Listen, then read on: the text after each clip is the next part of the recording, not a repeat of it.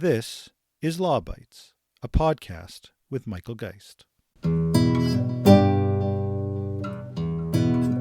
But we begin with a major announcement by the federal government, a roadmap for rapidly evolving technology that's been finally unveiled after months of delay. Prime Minister Mark Carney released Canada's new national AI strategy. He says it will create thousands of AI-related jobs while protecting Canadians. Our strategy has three guiding principles. The first is trust. We will protect your data, your privacy, and your children. Second, opportunity. We will empower Canadian workers, Canadian businesses, Canadian students with the tools to expand their knowledge, their expertise, and their futures. And finally, sovereignty. We will reinforce Canadian sovereignty so Canadians can make their own choices on how AI is built, governed, and used.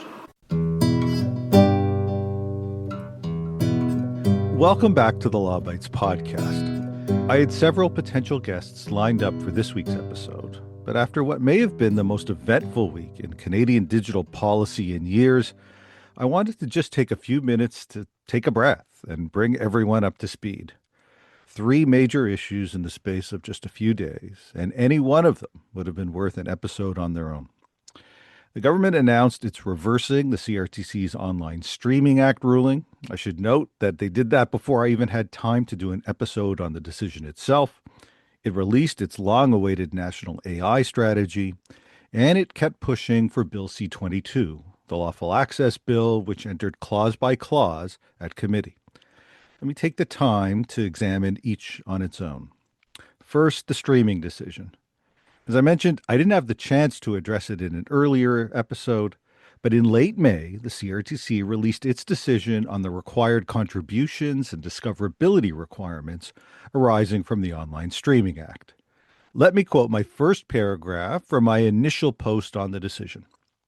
I stated, "Given the likely opposition from many stakeholders, it is virtually certain to lead to protracted trade and legal battles. From the moment the government introduced Bill C-10 in 2020, its goal was to impose regulatory obligations on internet streaming services, treating them as online broadcasters and mandating that they pay into the Canadian system. This week's ruling puts a number on the payments, building on an earlier 5% interim levy with an additional 10% in expenditure requirements. The combined 15% places Canada among the most expensive operating jurisdictions in the world for streaming services, with consequences that will undoubtedly affect consumer streaming prices. Moreover, with the streaming services already challenging the interim 5% levy in court, they will undoubtedly challenge this one as well. In fact, the battle will not be limited to Canadian litigation. The U.S. government, which has become increasingly vocal in its opposition to the Online Streaming Act, will view this decision as a provocation and escalate pressure on Canada to drop the legislation altogether. Culture Minister Mark Miller appeared to hedge in his reaction to the decision, suggesting that the government sees the headaches that lie ahead. Well, less than 2 weeks later, the government killed the centerpiece of its own broadcasting policy, announcing plans to issue a new policy direction that will effectively override the CRTC's decision. The reversal, which undoubtedly reflects the harm caused as part of the trade negotiations with the U.S., will come at a cost to taxpayers, as the government also promised a $600 million payout, the audio and audiovisual sectors, to cover the anticipated lost revenues. Now, governments do not move to unwind CRTC decisions within 2 weeks unless they've concluded that the decision just simply can't stand. And there's a procedural reason that it's being done this way. The Broadcasting Act contains no review and vary power over the contribution and expenditure decisions, and the Governor in Council's review authority reaches only licensing decisions. So the government simply can't vacate the ruling.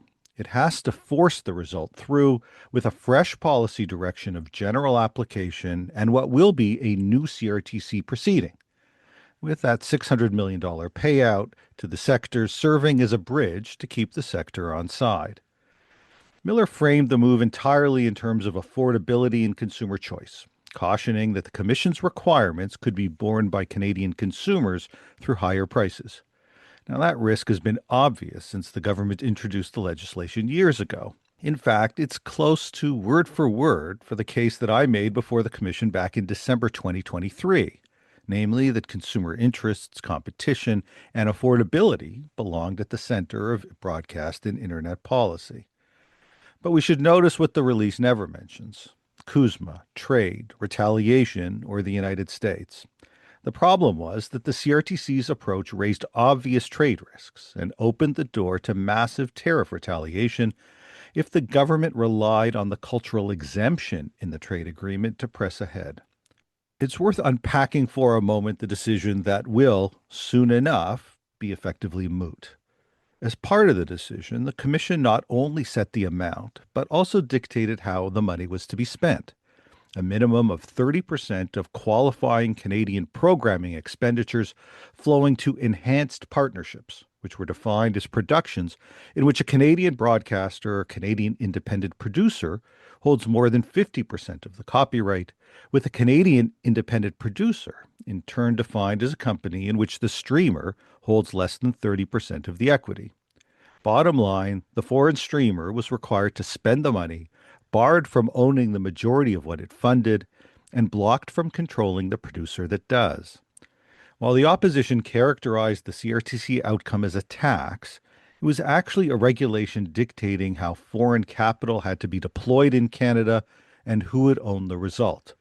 That regulatory approach treads on dangerous ground because CUSMA's investment chapter contains a prohibition on performance requirements in Article 1410, a requirement that dictates how a company spends and counts that spending only if a domestic entity owns the resulting copyright is exactly the kind of thing that Article 1410 prohibits. Now, CUSMA allows Canada to keep cultural measures that would otherwise breach the agreement with its cultural exemption. But that is subject to Article 32.6 sub 4, which gives the U.S. the right to respond with retaliation of equivalent commercial effect applied to any sector it chooses. As I argued back in March, that means that the U.S. can impose tariffs on sensitive Canadian economic sectors, such as dairy, lumber, or steel. Since 15% of the large streamers' Canadian revenues ran into the hundreds of millions of dollars, $600 million by the government's account, any equivalent commercial effect retaliation would match that figure and be applied to Canadian goods unrelated to streaming. So it's no surprise that the beneficiaries of the money weren't concerned. The retaliatory tariffs wouldn't have hit them.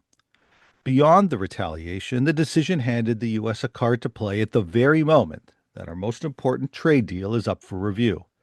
And much like the rapid abandonment of the digital services tax, the government quickly signaled that it's prepared to drop the policy altogether.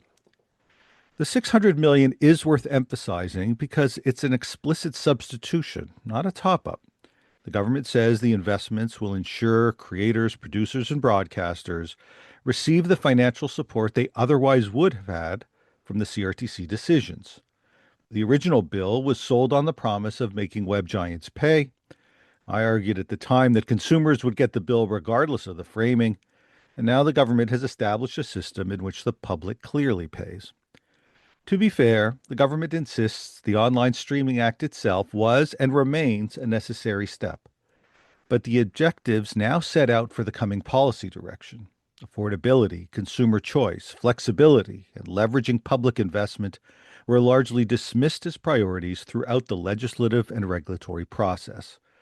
Better late than never, I suppose, but what's needed for the next round is a willingness to rethink the foundation of a cross-industry subsidy model that long ago stopped reflecting the realities of Canadian film and television production. The very next day, the government released its much-anticipated national AI strategy, an ambitious plan with a myriad of new programs and initiatives to support AI adoption. It emphasizes trust with the branding as AI for all. Spending dominates the decision, with money sprinkled across the economy as the government bets on the economic returns that flow from widespread adoption of AI. But spending money is the easy part. What stands out is the deferral of many of the hard policy choices. There are no plans for AI-specific regulation. The government is instead relying on updated privacy rules and a reintroduction of online safety or online harms legislation. Canadian government will never outspend the market on AI. Supporting AI development has to primarily involve creating the legal and regulatory frameworks that facilitate investment, trust, and adoption. Deferring the hard choices to later doesn't help. Now, I'll leave some of the spending promises to others and discuss the business realities of the AI strategy in next week's episode.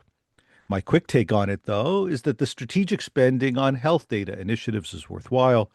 Government adoption programs have a poor track record, and replacing private sector investment is a waste of taxpayer money. The strategy is best when it makes genuine policy choices, and several of them are the right ones. It commits to advancing open source AI as a counterweight to dependence on a handful of proprietary systems. It supports creators not by locking down content with new licensing mandates or restrictions on copyright's fair dealing, but by enabling them to use AI as they see fit, including through a new $50 million creative technology program. And it treats data as a strategic national asset to be mobilized. Scrapping an EU-style AI Act is also justifiable, I think, given that the framework has failed to take hold worldwide and the EU has struggled with implementation. But the absence of clear transparency requirements is harder to understand. I've argued for an AI Transparency Act, disclosure of where AI is used, of which works are included in training data, and of government and law enforcement demands for user information. The strategy reduces that to a promise to work on transparency over time, a reference to watermarking, and a voluntary Canada Trusted AI certification program. It says nothing about requiring companies to disclose which works they used to train their models, the very information that would let users and creators make informed choices. Instead, the strategy relies on privacy reform and online harms or safety legislation as the foundation for trust. I think those are necessary but not sufficient. On privacy, it promises a bill that would recognize privacy as a fundamental right, alongside stronger penalties and updated safeguards. But having lived through previous failed attempts at privacy reform, it's easy to be skeptical. There's also a bigger problem with that promise that I'll address in a moment. The sovereignty pillar acknowledges that sensitive Canadian data may fall under foreign legal regimes and says that Canadian infrastructure must be operated under Canadian control and Canadian law. But locating data in Canada does little if Canadian privacy law is weak or if a foreign court can still compel disclosure from a provider with operations abroad under a law like the U.S. Cloud Act. Without a privacy regime strong enough to function as a blocking statute, sovereign infrastructure is really sovereignty theater. The strategy funds the infrastructure, but defers on the law. The online safety promises are similarly short on specifics. The government confirms an online safety bill is coming, this time extended beyond social media to include AI. A law based on a duty to act responsibly, as the last bill did, can be an effective and flexible approach, provided the government avoids one-size-fits-all solutions. But if the bill includes mandated age verification for social media and AI chatbots, that effectively establishes a ban for kids under 16 and risks turning AI for all into ID for all, since everyone would be required to provide identification to use AI. Requiring all Canadians to upload sensitive information to third parties carries deeply concerning privacy risks, and mandated reporting requirements can turn AI companies into surveillance arms of the state. A better approach is transparency, consistent standards, and liability for companies that fail to live up to their policies. Now that brings me to the third event, namely the continued press for lawful access. While the government was unveiling a strategy built on privacy as foundation for trust, it was at the same time pressuring the Public Safety Committee to pass Bill C-22, whose mandatory metadata retention regime may be the single largest privacy risk in Canada in years, and one that comparable countries have already struck down as a violation of the fundamental right to privacy. I noted this week that the disconnect is dizzying. The government can't claim privacy is a fundamental right in the morning and then enact mandatory metadata retention that overrides it in the afternoon. As has been discussed previously on this podcast, the European Court of Justice has struck down the data retention directive in the EU in the Digital Rights Ireland case, and it held that general and indiscriminate retention of every user's telecommunications metadata was a disproportionate interference with the fundamental rights to privacy and data protection. Yet Bill C-22 builds on exactly that blanket model. It would require providers to retain for up to a year the date, time, duration, origin of communications, and location of devices involved. The result is a surveillance map of the movements and communications practices of virtually all Canadians for a year, the very opposite of what recognizing privacy as a fundamental right envisions. And as regular listeners of this podcast will know, retention isn't the only problem. The technical capability powers would let the government require providers to engineer access to communications, and the RCMP has told committee directly that it wants the law to reach encrypted messages. Faced with a comparable demand in the UK, Apple withdrew advanced data protection from that market rather than build in a way. If Bill C-22 becomes law in its current form, it will create pressures to drive privacy protection technologies out of the country. Signal this past week told committee it would leave rather than weaken its encryption.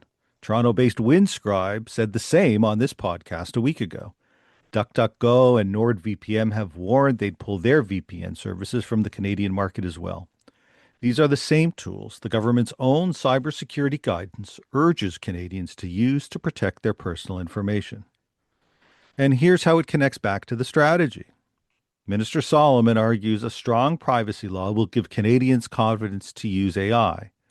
But a year of retained metadata on the entire population is precisely the kind of aggregated record AI systems can mine to reconstruct identities and movements from data that was never meant to identify anyone. So whether the government means what it says about privacy won't be settled by the bill that is ultimately tabled by the government, no matter how much fundamental rights language it contains. So that was this past week in digital policy. 3 issues, a lot to absorb, and I know that we'll be returning to all 3 before long, especially with clause by clause on Bill C-22 continuing in the coming week alongside reactions to both the streaming decision and AI strategy. Until then, thanks for listening, and we'll see you next week.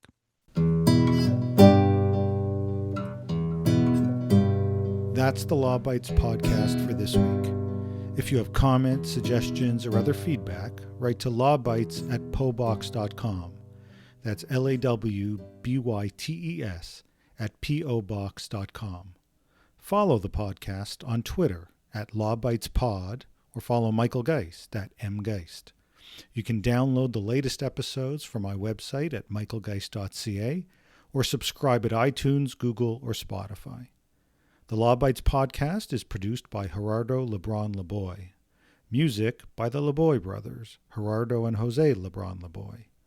Credit information for clips featured in this podcast can be found in the show notes at michaelgeist.ca. I'm Michael Geist. Thanks for listening and see you next time.